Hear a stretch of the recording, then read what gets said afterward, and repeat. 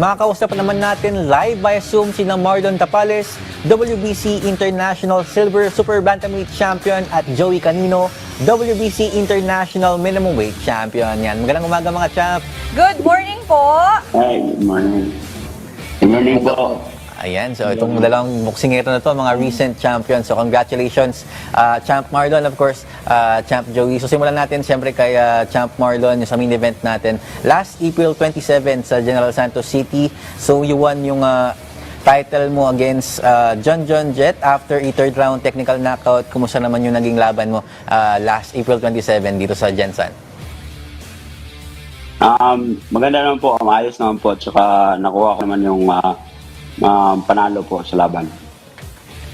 Eto, Champ Marlon, kwento mo naman, no? Paano ba yung naging kumbaga, mindset mo papasok ng laban? Di ba matagal kang napahinga before itong title fight mo na ito? Kumbaga, ano yung naging mindset, yung naging game plan mo para matalo itong si Triple J at syempre makascore ka pa ng technical knockout sa third round itong laban ninyo?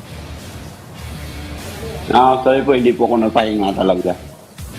Nag-training po talaga ako ng continue tsaka para sa papalapit ko pong laban. Yun po at natagumpayan ko naman at nakuha ko yung panalo. Ayan, para naman kay Champ Joey. Ito, so paano mo plinano at isinakatuparan ang panalo mo laban kay Min Pat Sam? Lalo na umabot ito sa huling round bago mo siya napabagsak. Yes po, ma'am. Grabe yung training namin, ma'am. Saka istadayan talaga namin ng coach. And ano sa tingin mo yung pinaka naging effective na bahagi ng iyong ginawang strategy sa laban na to? Ma'am, yung training namin, ma'am, ulit-ulit lang namin. Saka nakita ko din yung mga galaw niya, ma'am, eh. Sa yung pinapanood ko yung mga laban niya. Sobrang fighter din, saka yung training namin, it's good lang talaga. Ito, Hanggang mabot ng yung round, saka stamina, ma'am. ayan, ito na yung, kumbaga kay Champ Joey, 7th straight win mo na, if I'm not mistaken. Ito na yung ikatpitong sunod mo na panalo. Kumbaga, Champ Joey, tingin mo, based dun sa naging laro mo, naging laban mo ditong nakaraan, tingin mo ready ka na ba sa isang world title fight? Yes, sir. Matagal na din namin yung gusto ng manager ko, sir, eh. Kasi nakakancel lang dati. Kaya turn up lang yung ng manager ko. Naghihintay lang din kami, sir, ng world title sana. Ngayon, pinalaro ko ni Boss DC ng WBC para baka makaano naman ng world title sunod. Ayan, pero mabalik naman ako kay Marlon. So, ano sa tingin mo yung naging susi para mapilitang umatras si John Jet sa round 3?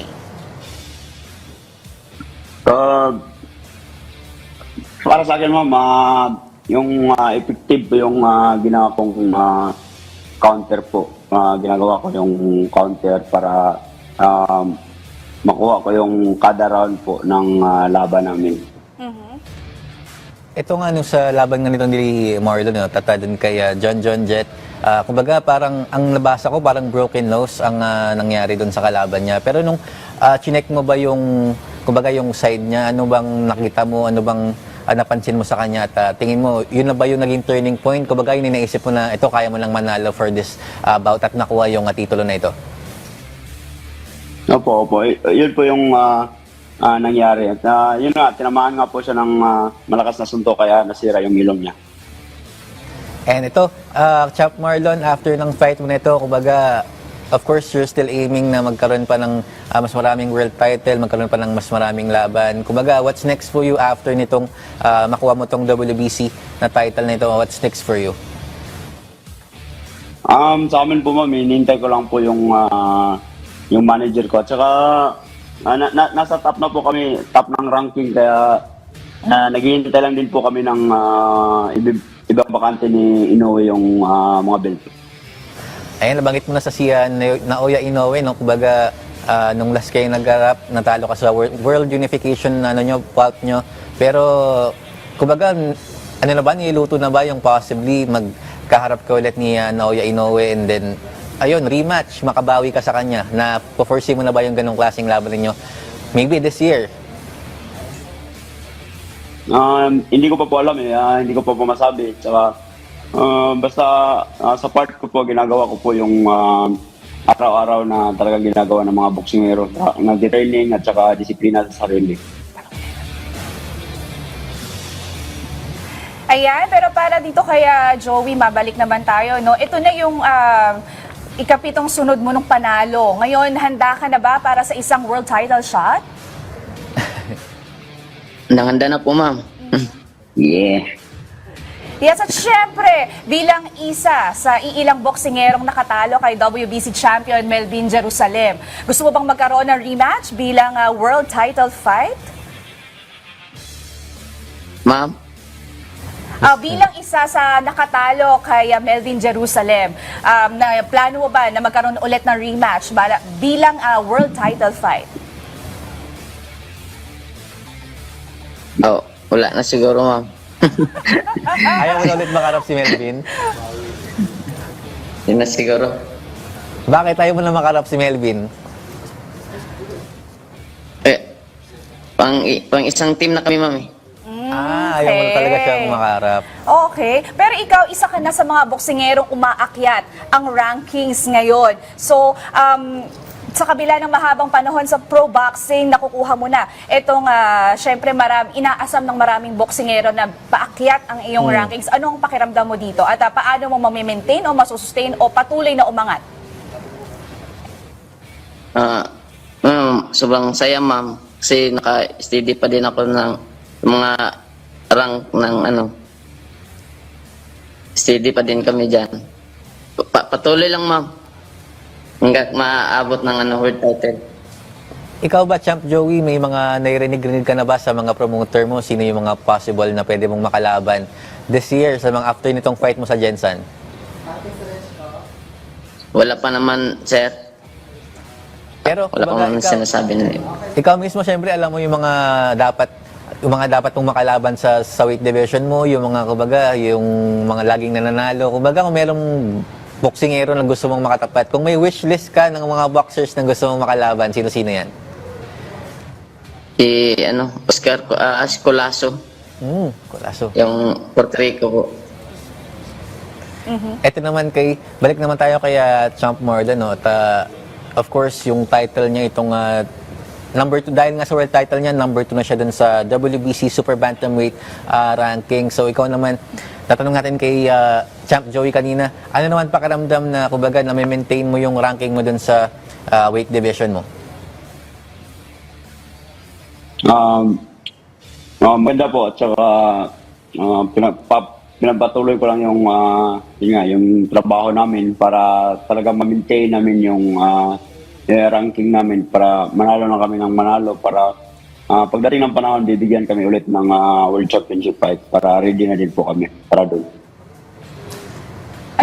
Sige, kumuna. Pero bukod dun sa nabanggit natin kanina na possibly fight mo with Naoya Inoue, meron pa bang, kumbaga, mga fights in between ng mga laban na yun? Dahil sabi mo nga, kailangan mo pang maging busy, kailangan mo pang mag-prepare. So may mga upcoming fights ka pa ba before yung yung inaabang fight mo against Inoue again? Meron po yung sinasabi yung manager ko, pero hindi pa po yung mga final talaga. Pero mga magagandang laban din po yun.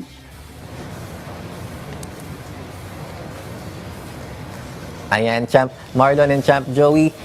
Huli na lang mula sa amin dito, minsahin na lang sa lahat ng mga naging part ng ng training team ninyo na naging susi para makuha nitong mga titulo na ito sa inyong laban sa Jensen. So pasalamatan niyo sila, and of course, pwede kayo mag-shoutout dito sa VTV Sports. So ikaw muna, Champ Marlon. Unang-una po, nagpapasalamat po ako sa Panginoon at saka sa boss ko, Boss JC Manangkil, lahat ng bumubuo ng Sanman boxing team at saka sa lahat ng sumusuporta sa amin, lalo lang doon sa last na laban namin. Maraming salamat sa inyo po at saka sa lahat ng team ng Sanman, trainer, boxers, Maraming salamat po talaga. Yeah. Yan, ikaw naman, Champ Joey. Salamat po sa salamat sa Panginoon, tsaka sa manager ko, si Bruce GC Manangkel, tsaka sa team namin, Team Sanman, tsaka doon sa sumuporta sa laban namin